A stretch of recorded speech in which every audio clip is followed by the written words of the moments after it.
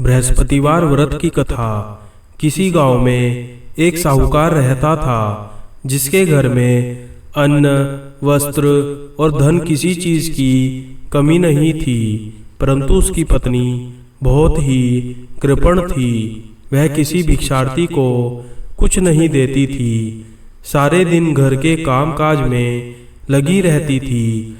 एक बार एक साधु महात्मा बृहस्पतिवार के दिन उसके द्वार पर आए और भिक्षा की याचना की। वह उस समय घर के आंगन को लीप रही थी। इस कारण साधु महात्मा से कहने लगी, महाराज, इस समय तो मैं घर को लीप रही हूँ, आपको कुछ नहीं दे सकती, फिर किसी समय आ जाना। साधु महात्मा खाली हाथ चले गए। कुछ दिन के बाद वही साधु महात्मा फिर आए और उसी तरह भिक्षा मांगी। साहूकारनी उस समय अपने बेटे को खिला रही थी। वह कहने लगी, महाराज, मैं क्या करूं? मेरे पास समय नहीं है, इसलिए आपको भिक्षा नहीं दे सकती।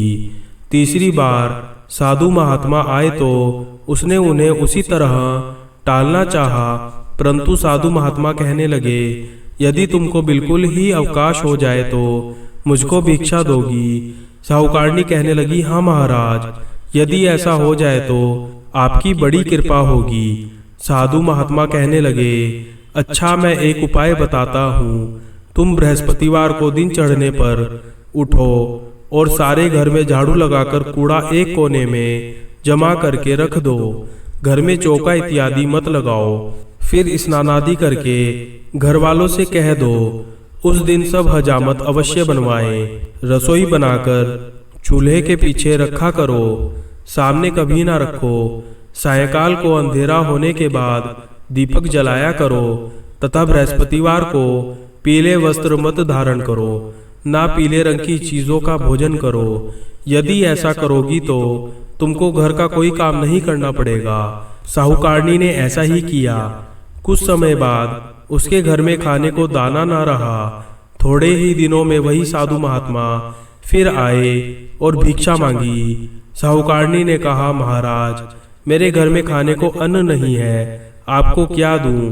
तब साधु महात्मा ने कहा, जब तुम्हारे घर में सब कुछ था तब भी कुछ नहीं देती थी, अब पूरा पूरा अवकाश है तब भी कुछ नहीं दे रही हो, तुम क्या चाहती हो वह कहो।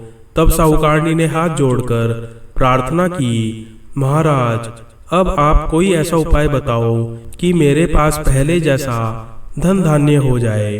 अब मैं प्रतिज्ञा करती हूँ कि अवश्यमेव जैसा आप कहेंगे वैसा ही करूँगी। तब साधु महात्मा ने कहा, बृहस्पतिवार को प्रातः काल उठकर स्नान आदि से निवृत्त हो, घर को गौ के गोबर से लीपो तथा घर के पुरुष हजामत ना बनवाए। भूखों को अन्न जल देती रहा करो। ठीक सायंकाल दीपक जलाओ। यदि ऐसा करोगी तो तुम्हारी सब मनोकामनाएं भगवान बृहस्पति जी की कृपा से पूर्ण होंगी। साहूकारनी ने ऐसा ही किया और उसके घर में धन धान्य वैसा ही हो गया जैसा कि पहले था।